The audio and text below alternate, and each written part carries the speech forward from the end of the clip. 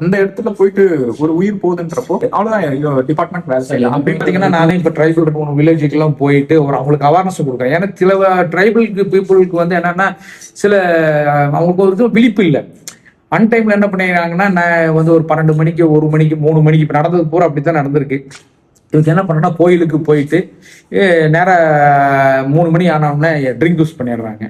இத்தனைக்கும் அவங்க கூட இருந்த ரிலேஷன்ஸ் எல்லாம் கோயில் விசேஷத்துல நீங்க போகாதீங்கன்னு சொல்லியிருக்காங்க. அதுவுமே கோவிலையும் அப்படின்னா இங்க கீழ்நாடுகாணியில ஆத்துக்கு பக்கத்துல நைட்டு நடந்தது. அது எல்லாருமே இந்த மாதிரி ஆல்கஹால் கன்சியூம் பண்ணிட்டு போறப்ப இது எல்லாமே நம்ம கையில இல்லை.